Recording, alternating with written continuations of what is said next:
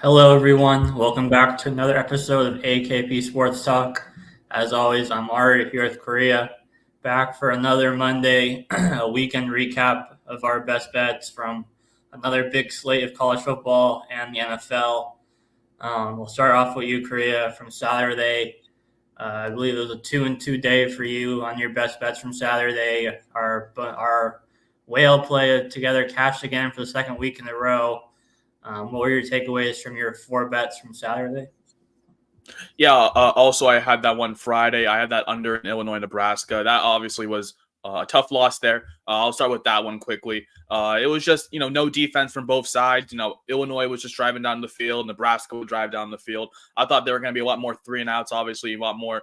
With Nebraska's defensive line, they couldn't get anything toward Altmaier and Illinois. They were really trying, but Raiola was still finding his way. In the pass game, and that was Illinois' strength in their secondary. So it was a tough one, obviously. And then the game went to overtimes, and like I always like to say, overtime is an under killer, obviously, especially in college football, because it's pretty much it's either you have to score or you lose pretty much. So that was a tough one, but obviously that under was pretty much over throughout the third quarter. But obviously on Saturday, that was a tough 2-2 day for me. Obviously, I was like the 3-1. I'll get into why it should have been 3-1. But first, Coastal Carolina. Look, Ethan Vasco, you should be going to Indeed.com right now because you stink. No, I'm serious, Ari. This guy sucks. I don't know how he's the starting quarterback for Coastal Carolina. I don't know how he won that job after Grayson McCall left. They said, they really said this guy this guy should be starting quarterback after Grayson McCall. What are they doing? Ethan Vasco sucks. It was all Virginia. As soon as they got up 14, it was just the complete negative game script. Just the exact opposite for what I was hoping. I was hoping Coastal Carolina was hoping to get the run going, but as soon as you go down 14-0, obviously you're going to have to pass a lot more. So, and they can't rely on the pass because Ethan Vasco should be working at Dairy Queen on Saturdays instead of going to play for Coastal Carolina. And it was all Virginia from there. They put up 43 points. Coastal Carolina couldn't stop the run, especially when you're down 14, your offense is always going 3-and-outs because your quarterback stinks. It was a complete negative game trip. So that was a tough one there. But so that was the one loss I should have had. But Georgia Tech, Louisville, that game should have gone over. I'm still pissed that game did not go over. I mean, Ari, when you look at the scores, and it was at 50, right? But you look at the stat sheet, right? Georgia Tech went 2 of 9 on third down.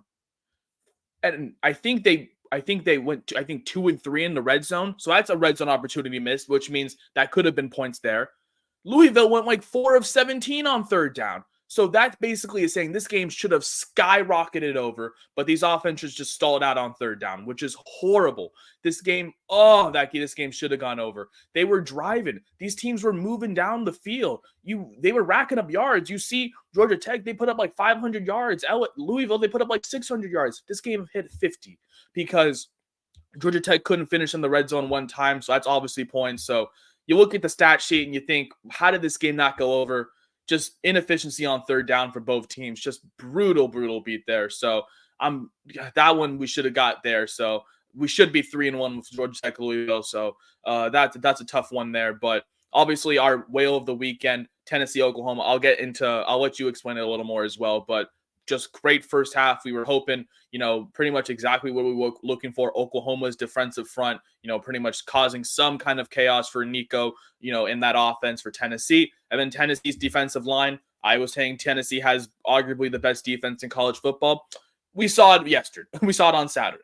So that's pretty much what I have to say there. And Ole Miss, I mean, it was a little sweaty, but I mean, I was keeping an eye on that score because obviously I was watching the Tennessee-Oklahoma game mostly, but I was keeping an eye on, and like I said, Jackson Dart and that offense is going to be lethal all season. They have an easy schedule. I'm going to be looking at Ole Miss pretty much almost every week in terms of a spread. That defense is good. They know how to stop That defense is good. They know how to stop the pass. They have one of the better defenses, in the SEC. I'd argue they have an underrated defense. It's just because their offense is so good. Their defense doesn't get the recognition I'd say they deserve. They did let up a few points, but I will say Georgia Southern does have a little bit better of an offense compared to the other two offenses that they face, to the other three teams that they faced so far. So, it wasn't a huge wake up call, but I definitely say, it was definitely a sweat-free one as well. Ole Miss covering as well. They covered 35, won by 39. So that was a great winner there. 2-2 weekend, obviously, should have been 3-1 with college football. But obviously, just Georgia Tech, Louisville. Inefficient on third down. That was a tough one. And obviously, Illinois, Nebraska. When both teams are just easily driving around the field, I call it the Swiss cheese defense, the Matador defense, just saying, "Olay, let them go on for 5 or 10 more yards." So that was pretty much what that was on Saturday, and then obviously Friday in Coastal Carolina, Ethan Vasco. I'm telling you, go find your nearest Dairy Queen, Chick-fil-A, wherever you are, man, because you should not be. Go focus on your studies, man. Go focus on your studies because you should not be quarterbacking for Coastal Carolina. So, technically a 2-3 weekend, should have been 3-2. So, I'll take it though, especially how, we've been having a rough start. I feel like, we're getting the groove going here. So, we'll take that with. I was going to say your two preseason Heisman, right, were Ward and Dart, and they're the top two right now on DraftKings in terms of live odds. So, obviously a lot of season left, but looking good to this point. Exactly. I was talking about Cam Ward. Obviously, everyone's talking about Cam Ward right now, which is how talented he is. Obviously, I think they have a bye this week before they travel to the Calgorithm, who had a tough loss this Saturday to Florida State. So obviously, great to see Dart and Ward, leading the Heisman candidacy. As I was talking about how they were sitting around 5th and 8th place, and look at them how about 5 weeks into the season leading the Heisman race right now. So love to see it there, but. You know what? Take 2-3 weekend here. We'll take it. Ari, how did you do on Saturday? Yeah, 2-1 day on Saturday. The one loss. I'm usually not one to complain about a loss, but that was about as ugly of an offensive performance as that. And I watched most of the game, unfortunately.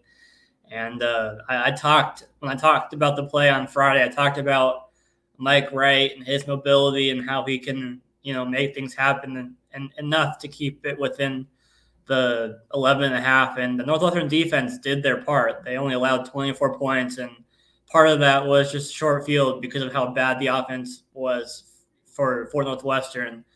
And out of nowhere, it's Lausch who started week 1 for them back under center. I looked on Twitter and everywhere, and I didn't see anything about an injury for Wright, so I have no idea why they went back to Lausch. But let's just say he was so bad that 4th and goal at the 1 yard line, they kicked a field goal down 17-2. 4th and goal at the 1 yard line, they kicked a field goal down 17.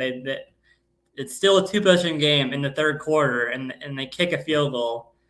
There is a span. There is a span back-to-back drives for Northwestern. 1st and goal at the 4, a pass for 2 yards. And then Lausch runs it for 1 yard, fumbles, and recovers his own fumble, get to the 1 for 3rd and goal. And then run for no gain on 3rd and goal at the 1. They kick a field goal to bring it from a 2-possession game to a 2-possession game in the third quarter. Huskies scored a touchdown, 24-5. Northwestern runs back the kickoff to the UW 2 yard line. The first play is a pass interference in the end zone, so it's 1st and goal at the 1 yard line. And then the next 4 plays is an incomplete, run for no gain, incomplete. So that's 7 straight plays from inside the 2 or 3 yard line, and they outscored 1 touchdown. And all due respect to the Huskies defense, but that's all Northwestern's offense. That's not. We'll see on Friday, what Rutgers does to their defense, on Friday. But, I'm not one to complain about a play. It's obviously all part of the game, all part of the risk. But you're a Division I quarterback, 7 straight plays inside the 2 or 3 yard line of the Huskies 2 or 3 yard line. You can't score 1 touchdown. So that basically sums up that bet, obviously. But then, you talked about the Tennessee Oklahoma first half under. It was pretty much a no sweat in the first quarter. I think it was 3-0. I think after the first quarter, if I remember correctly. But then there's a quick touchdown early. I think Tennessee had like a 66-yard touchdown that made it a little bit sweaty.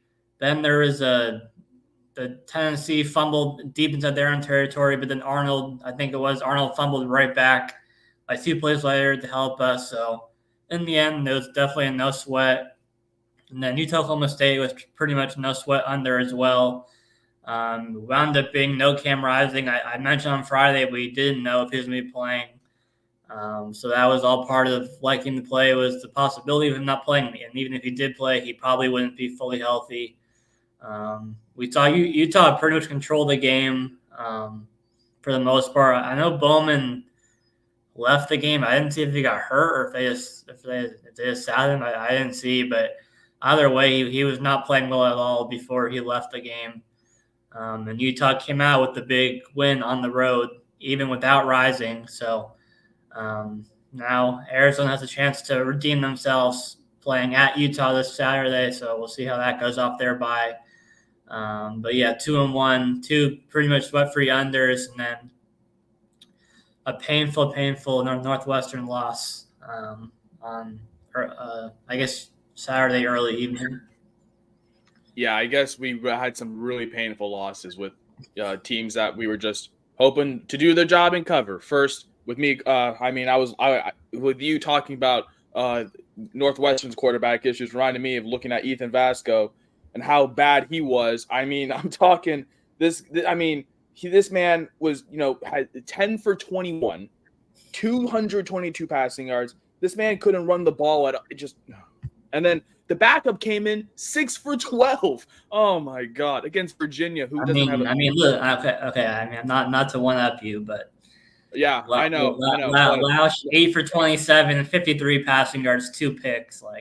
Yeah, we're safe to say no more Northwestern and no more Coastal Carolina slips are going to be coming in. Maybe Northwestern unders, but not nothing else. Oh yeah, Northwestern unders for sure. I mean, I took that under as well, and I didn't pay attention to a single minute in that game between Northwestern and Washington, and I'm pretty glad I didn't. Obviously, for some good reasons. I mean, when you have 7 chances and first and goal at the 1, and you don't even score anything, and then you're down 17-2, you don't even have any faith in the guy. You just send that's just horrible. That's just so sad to see.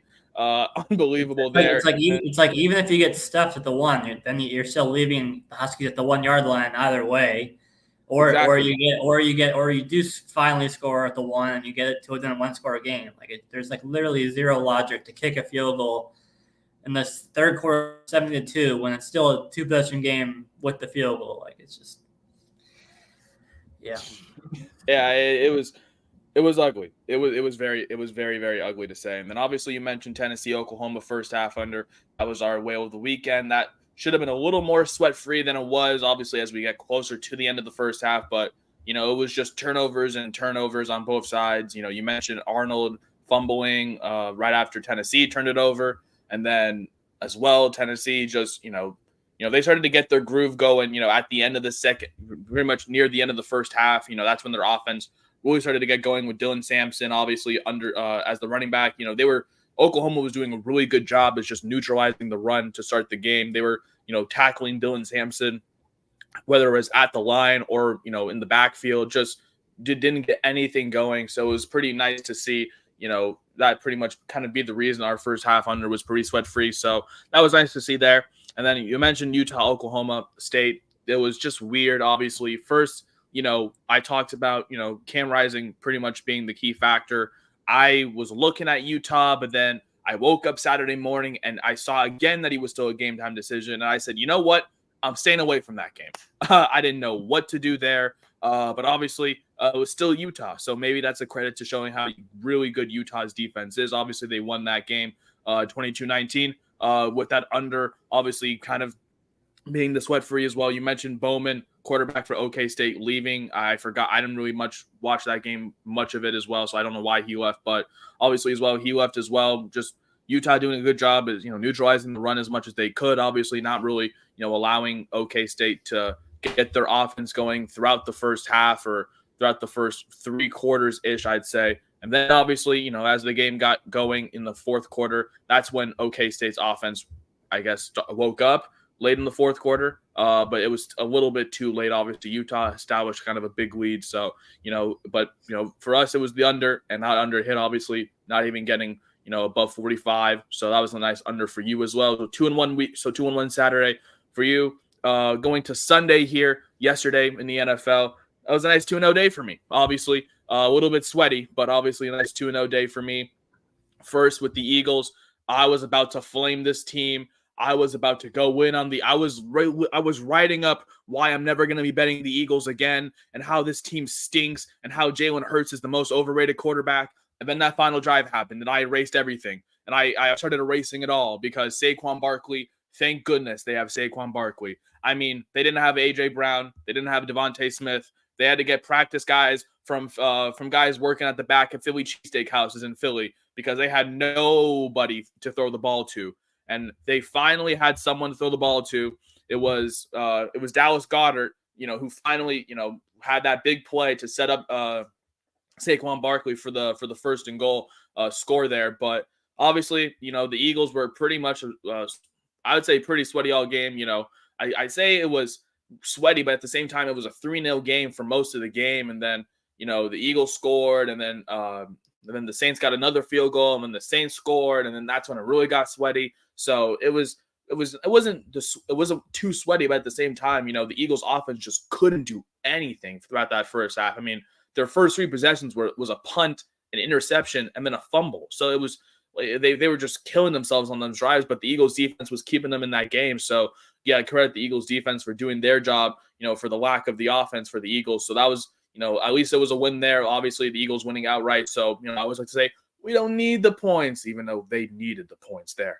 And then the Giants-Browns, that was sweaty. I mean, for anyone who had Devin Singletary 2 TDs or the over in that game, I am sorry for you, but not for me, because Devin Singletary is a coin respecter, people. Devin Singletary respects my coin. That's all we have to say. He does the job. Obviously, it was a big run up from him around the 2-minute warning, and so he could have easily gone into the end zone, but he just said, "Nah, I'm just gonna slide at the 1, and then we can just kneel this game out," as a smart man would do.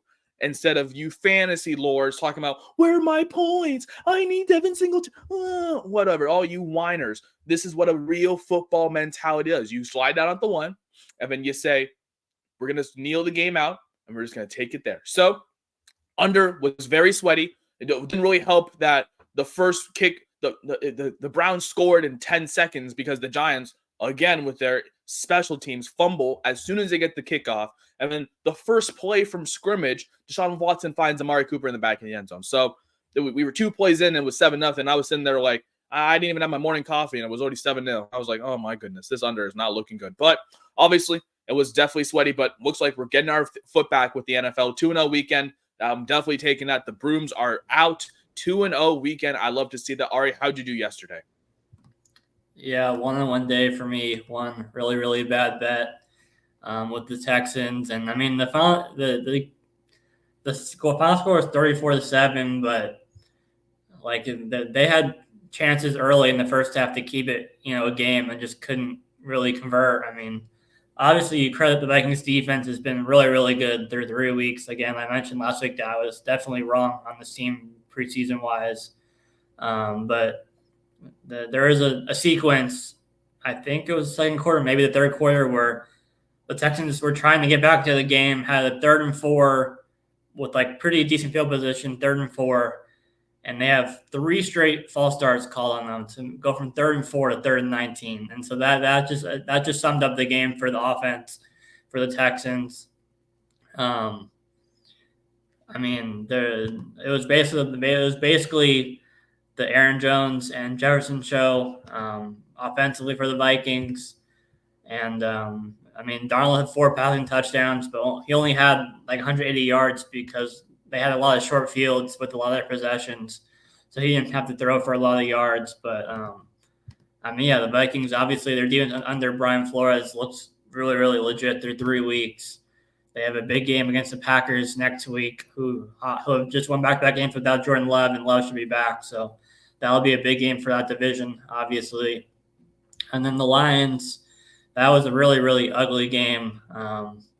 Lions won 20-13, and I mean they were able to shut down James Conner in the run game. I think he averaged like less than 2 yards per carry, so that they're really good defensively against Arizona. Offensively, they still don't look fully right. Goff had a really, really bad interception. They basically they were able to control the run game on both sides. They were able to hold James Conner and control it offensively with Montgomery and Gibbs. So that was basically the difference in the game, was them, using a lot of the clock with the run game and a lot of short passes to Amon-Ra. Laporta had a couple of catches early before he got hurt as well. So yeah, I mean, it definitely wasn't a pretty win, but it was a win, obviously, with the Lions -3.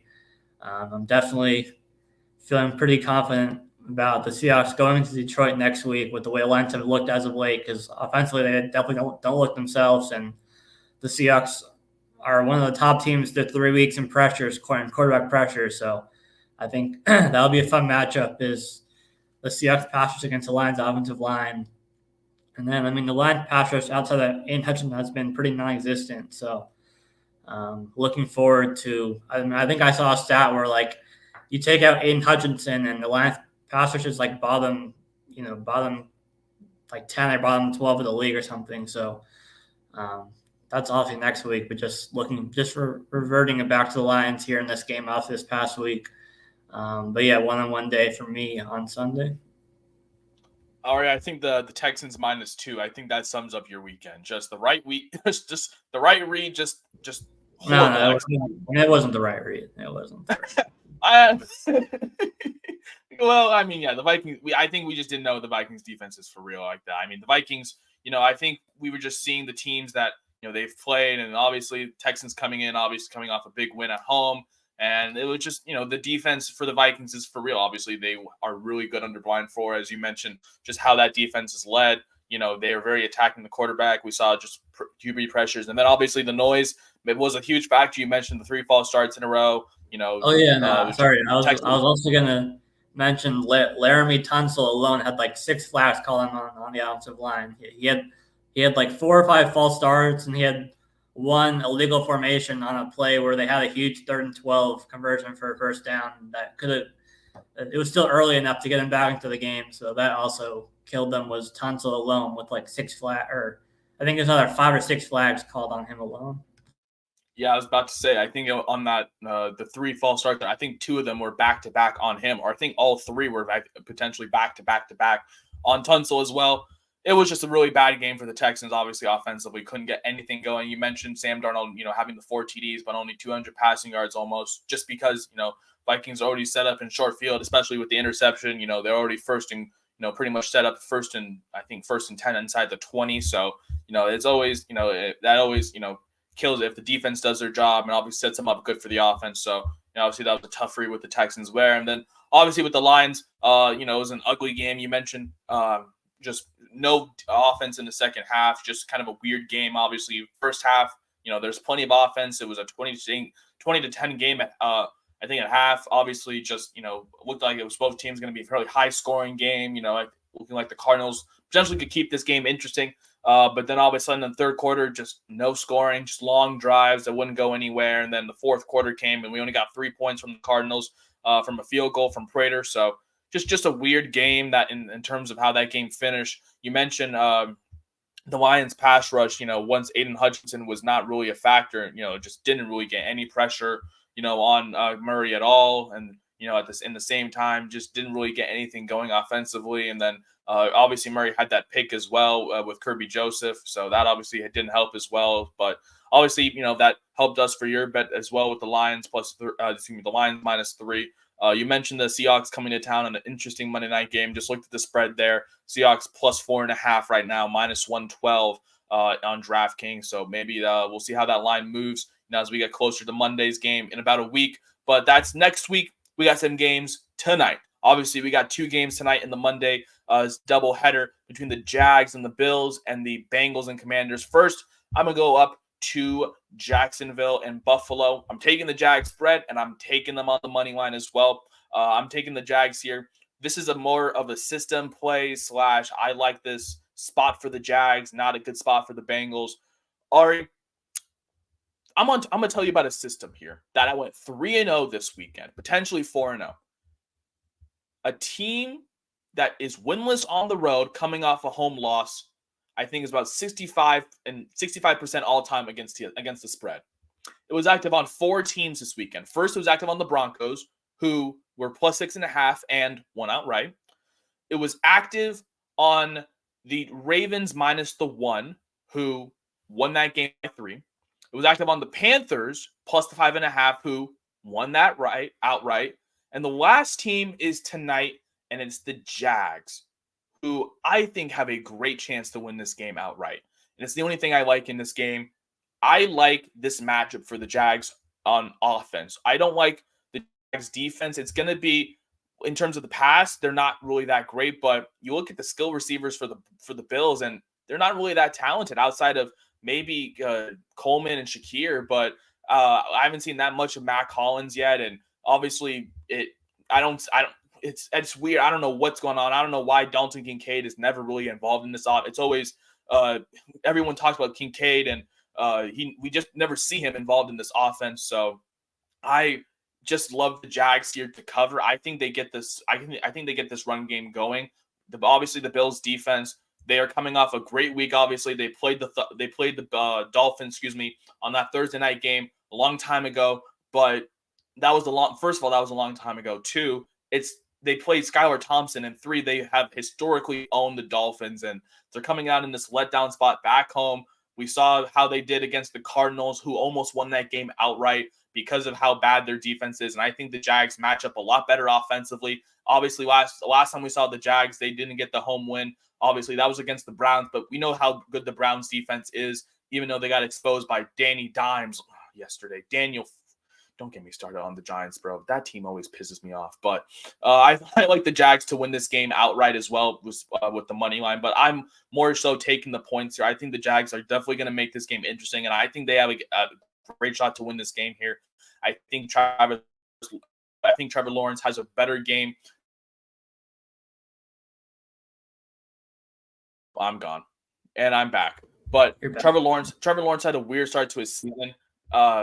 He hasn't really got things going in the past game. I think finally tonight's the night we see Christian Kirk, Brian Thomas, all the guys, even without Evan Ingram, obviously, who got ruled out, I think, at the beginning of the week. He got ruled out from injury. I think the pass game for Trevor Lawrence finally gets going tonight. And I think that's why I think the Jags win this game.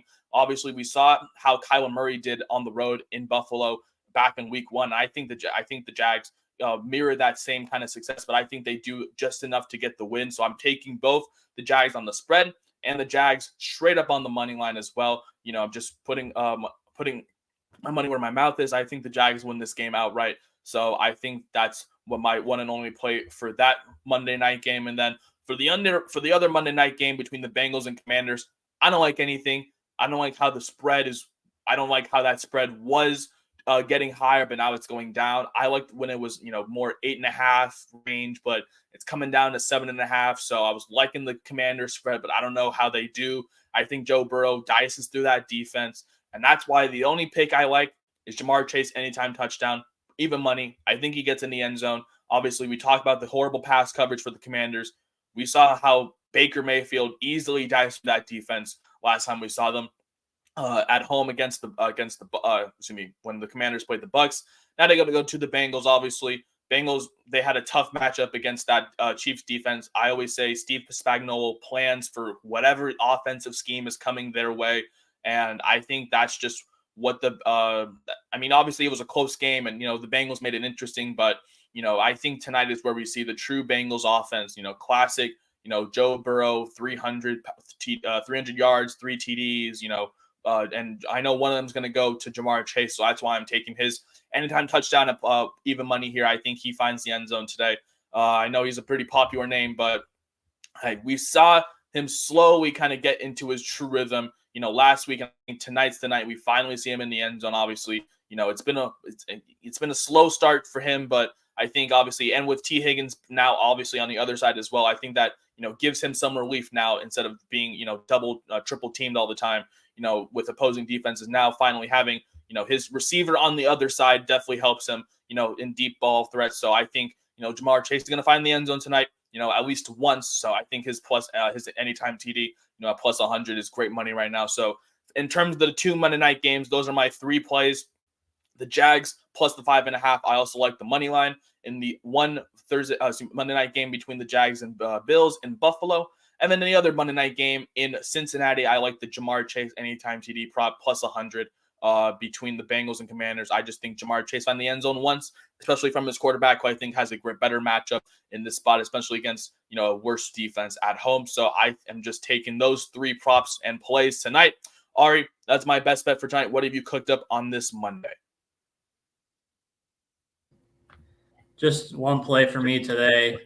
And it is the Bills, but it's just the first half for the Bills, so not the full game. I definitely see your angle for the Jaguars, keeping it close full game. But I think we can see something like a 17-10 first half, something along those lines. Obviously, it's not the most talented receiving room for Buffalo, but Josh Allen, is a quarterback that can just make it work with almost anybody. You mentioned Kincaid, and it was a weird game last Thursday or 2 Thursdays ago, I guess now. Where Kincaid caught 2 passes right away in the first possession. It looked like he was going to get involved more. But with the way the game turned out, Josh Allen only completed 13 passes the whole game. So it was obviously it was a low volume game for the receiver. And Shakir had 5 catches, Kincaid had 4. So 4 catches, when your quarterback only completes 13 passes is still respectable. With that in mind, I think we're going to see a more competitive game. And this where he's going to complete a lot more than 13 passes, obviously. So I think this could be the breakout game that we've been waiting for Kincaid tonight. And then, we saw the Bills defense struggle against Kyler and his mobility in week 1. And then they looked a lot better last week against the Dolphins. And, Tua, when he, is not super mobile, obviously. He can scramble, but not super mobile. And Lawrence kind of the same way. He kind of has sneaky mobility at times. He's not looking to run like Kyler is, obviously.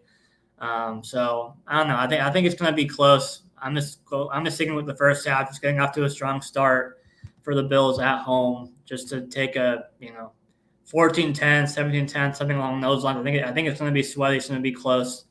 But I am more confident in the first half than the full game. Which is why I'm on the first half, obviously. Just my one play, Bills first half spread at home. Obviously, it's a long break for them, so that is a bit concerning for the Bills offense. But I think Josh Allen, I'm not super concerned about a long break with Josh Allen with all that he can do. Yeah, I definitely see your angle with the Bills first half. I think they do potentially just get out to a good lead in the first half. That's why I'm on the full game Jags. I just think they make it competitive in the second half, especially with the Bills at home. I think they maybe just, depend on the run a little more. We definitely know we've seen the talent with him on his legs with Allen, and then as well with James Cook as well as being his pass catcher as well. And then you mentioned, that game, not last Thursday, but the Thursday before, that game, it was kind of a negative game script in terms of the pass game for Allen, just because, they were up by so much early and, they didn't really need to depend on the pass at all. So, and then you mentioned the Bills defense not really doing much to defend Kyler in this mobility. I definitely see Lawrence potentially, being mobile, but at the same time, he's definitely looking to pass first, obviously. Only will use his legs if he needs to scramble. He's not like Kyler, who has designed runs and stuff like that. So I definitely see the angle on the Bills first half, just taking them to get out to a good lead. I think the Jags. That's why I'm on the Jags full game. I think they make it sweaty in the full game, but obviously you're just taking the Bills to get established a first half lead of about 4 points. I definitely think that the Jags can potentially, be down, but obviously make some second half adjustments, and then potentially, we'll see what happens in the second half. But you're just taking the first half. I definitely see that play for you. So that's your one play for tonight, just taking the Bills. First half minus a 3.5. My 3 plays with the Jags, full game plus 5.5, and on the money line. And then in the other game, just taking Jamar Chase anytime touchdown plus 100. I just think he's going to get in the end zone tonight. We're not really liking anything in terms of a total and a side. If I did lean anything, I'd probably lean the obviously primetime unders. I talk about that system. If I don't like anything, just back the system there, primetime under. So I would like that, but I know that total's going down. I know, that I think Commanders could make that game interesting with their offense, against the Bengals run defense that's not really that great. And then obviously the Commanders defense as a whole is just not great. And I know the Bengals can potentially rack up to some points there. So that's why I'm not saying anywhere near that total or a side, just taking Jamar Chase anytime touchdown. Obviously you can find all of these plays on our Twitter below, AKP Sports Talk. We'll obviously have all of that posted. We'll have all of that posted momentarily. Sorry, could not talk there for a second. We'll have all of that posted momentarily. Our video, I'll play obviously for tonight as well. All that posted momentarily. But that's going to do it for this episode. That's Ari. I'm Korea. We'll be back Thursday for another episode because another ugly Thursday night game, Ari. Cowboys, another ugly rivalry game. Cowboys and Giants back in MetLife. I don't know why they're going back to MetLife again, but now we got the Cowboys and Giants instead of the Patriots and Jets. We'll see how that game goes. I know the Cowboys, they opened as 5, but I know the line went down to 4, but Cowboys around 4.5 to 5 point favorite right now on the road. I know that under is, 44 or 45.5. So we'll have our best bets for that game as well. We definitely have, I know we got a Thursday night college football game as well, supporting our troops. The Army play Temple, and we got some more college football Friday, then heading into the weekend next week. But that's going to do it for this episode. That's all right. I'm Korea. I appreciate you guys so much for tuning in. We will see you guys on Thursday.